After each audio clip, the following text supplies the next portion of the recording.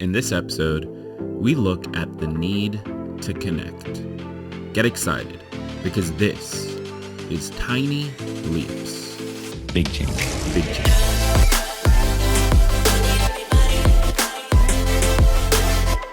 Welcome to another episode of Tiny Leaps.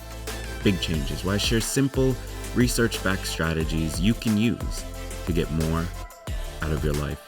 My name is Gregg Clunis, and there is a fundamental need for human connection. This is something that I think we all know on some level. We all need, we crave connection to other people, connection to the community around us, connection to the group that we identify as part of, or rather, a need for a group to identify as part of. In fact, in his first book, UCLA psychology professor Matthew Lieberman calls it, quote, our brain's lifelong passion. And he goes on to say that it's, quote, been baked into our operating system for tens of millions of years. It's something that we can't avoid, but it's really easy to feel like we can avoid it because it's really hard. And honestly, it's something that we have to push through, something that we have to get for ourselves. It's a fundamental need, but it is really, really difficult. And as a result, it's easy to just sort of like turtle up and feel like, well, you know what? I don't need it, or it's just not for me, or I'm an introvert, so maybe I don't need it as much. And no matter how introverted you are, unfortunately, you do still need it. Trust me. I'm speaking from experience. And it's only getting harder because of increases in, quite honestly, technology. Tools that are designed to make us more social. Things like Instagram, Facebook, Twitter, all of these social media platforms, they are filled with faux conversation, faux authenticity, and faux connection. It's about making you feel connected even though you're not.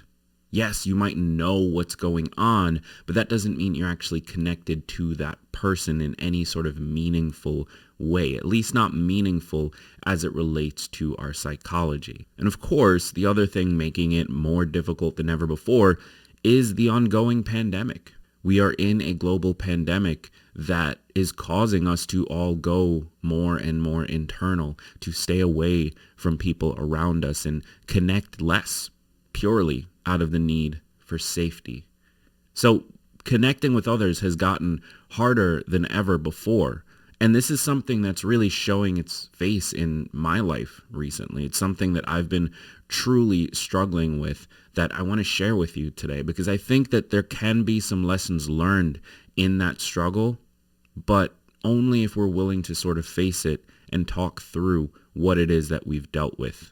But before I get into it, I do want to let you know, in the interest of improving connection, in the interest of giving you a community and a space to connect more authentically with people like you, I created a Discord community recently. It's for listeners of this podcast, listeners of the Happy Brain podcast, and future listeners of all of our future network shows. Inside the community, you can connect with other people who are interested in personal development, who listen to our shows. And so you have a mutual context, something I'm going to talk about here in a second. But you can also connect with us, the hosts. You can connect with myself. You can connect with Heather Parody from Happy Brain and all of the future hosts of our future shows. So I encourage you to join us. Head over to tlbc.co/community to learn more, or click the link in the description of this episode. So let's talk through this. You may already know, if you've been listening to this show for more than a year now, you may know that a few years ago, maybe it's like 3 now, I moved from New York City, where I'd lived for about 10 years, to New Hampshire with Rachel, my fiance. And the reason we moved is so that she could pursue a PhD program that she had been accepted to. And it's sort of like, let's spend a few years here. She's going to advance her career and pursue the things she wants to pursue.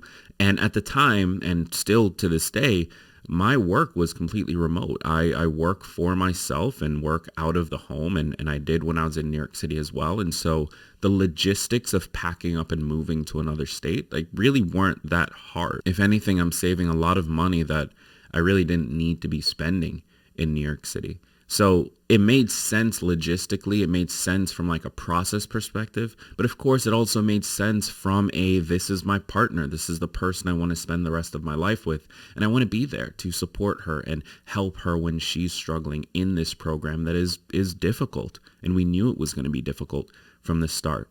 So like many others out there, we packed up, we moved, and we moved to a place that we had no existing connections. We had nobody that we knew there. It's not like there was family or friends that lived here. Our closest relatives are about 3 hours away, which isn't insanely long, but does make it difficult to just pop over for a visit. So we packed up and we moved. And in the beginning, I told myself that I was just going to stay close with my friends from New York City. We were going to connect online. A lot of my colleagues and work-based friends were online anyway, so not that much was going to change there. I would stay close with my family, of course, even though it was a longer drive. I'd still make that drive as often as I could. And I would make new friends when it made sense to. When I found somebody that I connected with, it would just sort of naturally happen. This is what I came into the situation thinking. And for those of you who've gone through something similar, you already know how this story ends. It was not that simple. It was not that easy. In fact, it's been one of the hardest struggles that I've had to deal with.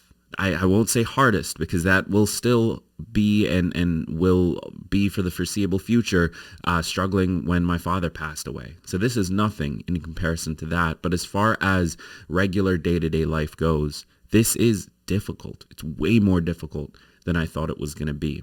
So the first thing that happened that really shocked me, it really helped me realize how hard this was going to be, is that you very quickly realize that the friends that you're connected with, the people that you knew when you were in your old area, you were able to meet regularly and chat and build long-term deep relationships with, those are still there and you still connect with them and it still feels fine.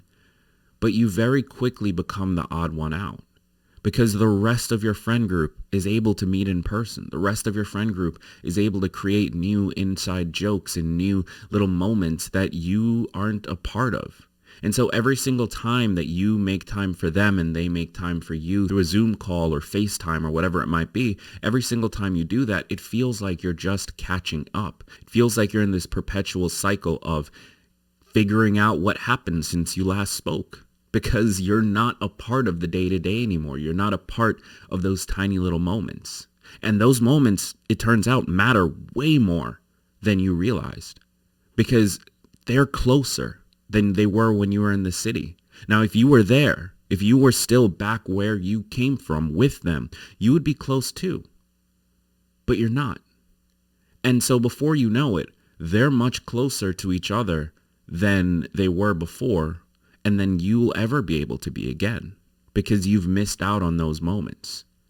And when that realization dawns on you, you start to feel sad and you start to feel frustrated and alone because you realize this group that you love and that you want to be a part of, it's just not possible in the same way anymore. And of course, you stay connected, you do what you can, but it's never going to feel quite the same.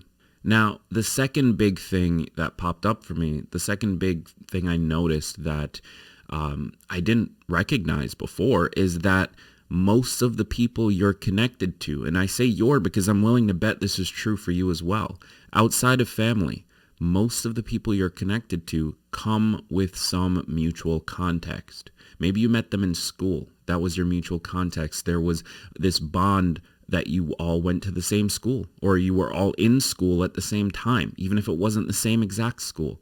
That mutual context made it easier to connect. Maybe you met them through work. That's your mutual context. Maybe you met them through your weekly poker night, whatever it might be. There's a mutual context, a reason for you to be in the same room and to meet.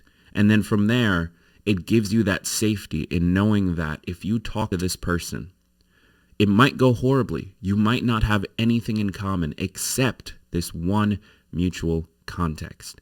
It's critical for creating these long-term relationships, having that reason to meet. This is why People feel, at least in the US culturally, it feels weird to just go up to a random stranger on the street. There's no mutual context there. There's no reason for you to be interacting. You need that. And so when you're in school and you're growing up, it's extremely easy to make friends. When you have a full-time job and you're in person in the office, it's extremely easy to be friends with your coworkers, which is where a lot of people's friends group post-college come from. If you're in a running group or a book club or any of those things, it's extremely easy to make those friends. I didn't realize this. So one of the things that popped up very quickly is, there's no actual vehicle for me to meet anybody. There is no mutual context with anything around here that I can lean on to make those connections. And it feels impossible to break through. So I started taking my own advice and I started finding groups, finding things to connect to, creating that mutual context. I volunteered for my first ever political campaign, the Sanders 2020 campaign, and I met some amazing people, like truly, truly inspirational, incredible people that were a part of this campaign. I joined a rock climbing gym, or really a bouldering gym. I joined a kettlebell fitness routine gym. I'm really not even sure what to call it, honestly. We swung kettlebells. It was fun. I tried speaking to everyone I could and met some incredible people, even going so far as to try really connecting with my barber and my car dealer. People that were around my age who had maybe some similar interests, but at the very least, we had that mutual connection. And something that I didn't recognize while I was doing this was that there are different types of mutual context. Because when you're going through school, that's something that lasts a while. When you're at a job, that's something that lasts a while. When you volunteer for a political campaign, that only lasts until the end of the campaign. When you're at a barber, it only lasts until you walk out the door. When you're at the car dealership, it doesn't matter how cool this person is. It doesn't matter if you have a good amount in common. That context only exists within the confines of that interaction, as opposed to the much more built-in mutual contexts that come with school, work, or a book club or a run club or things like that. That is we're meeting weekly to do this thing. I didn't realize that in the beginning. And so a lot of the people that I met, while they were incredible and they were people that I admire to this day, there was no reason to stay connected. Once that mutual context ended, there was nothing pushing us back together. And so we faded, just as every friendship does if there is no effort or no force moving you towards each other. We just faded. Life got busy. And then the last thing that happened that has made this more difficult than I ever thought it would be, of course, is the pandemic. You know the one, right? The pandemic.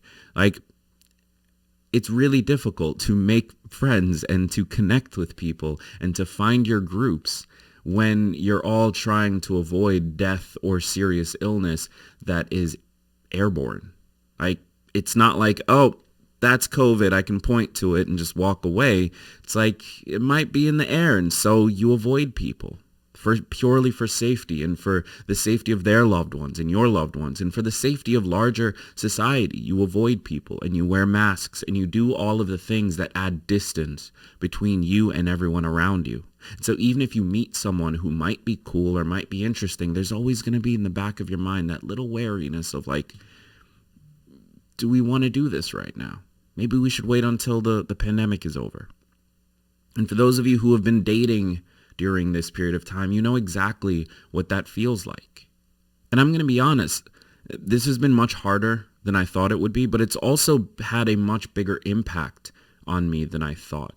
Because I grew up moving a lot. I struggled to make friends for the first 8 years of my life. And so I thought, well, I'm used to it. I'm used to being alone. I'm used to not really connecting in any sort of deep way. And it turns out I wasn't. It's much harder to do that when you're an adult than when you're a child. It's much harder to exist and to work every day when you have no real connections as an adult. And I've seen this show up in my own life. I'm more depressed now than I've ever been. I'm more anxious now than I've ever been. I'm more irritable and easier to anger. I'm losing my temper more often. I'm gaining weight no matter how much I work out or how well I eat. It's showing up in my real life. But don't worry.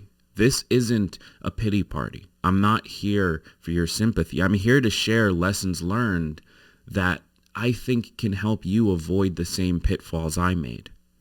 Because there is light at the end of the tunnel, but there are some things you need to know going into it, whether you're just starting, whether you're moving to a brand new place with no connections, or whether you're just struggling to make connections in your regular life. There are some things you need to keep in mind. And the first of those is that you need to be brave. I know we talk about bravery in the context of relationships, right?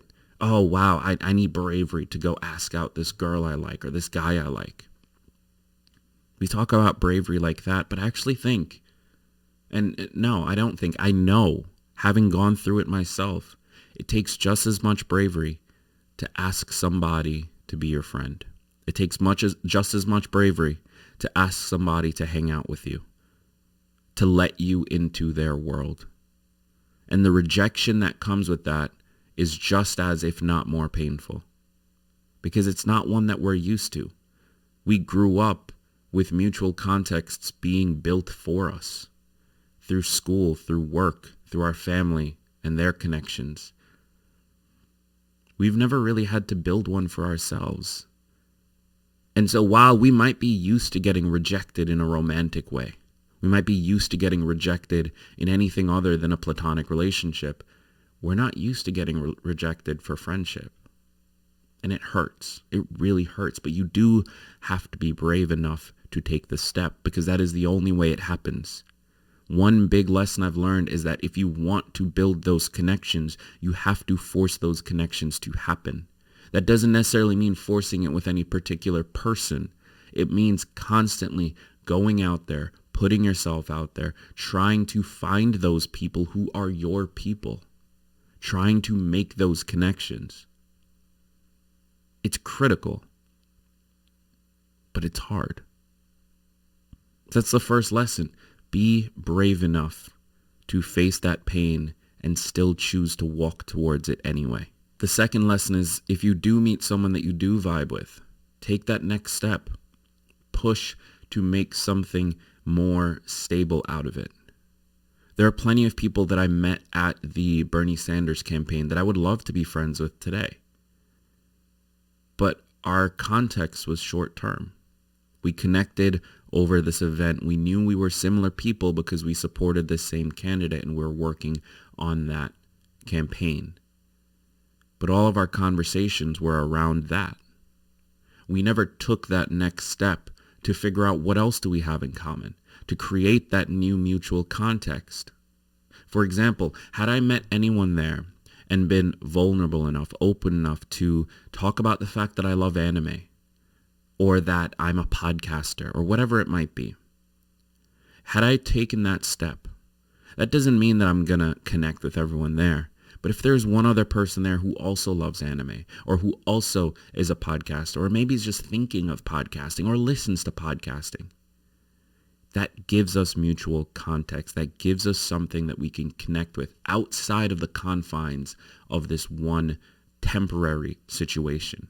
Because what ended up actually happening is that I wasn't brave enough. I wasn't vulnerable enough. I didn't share those things.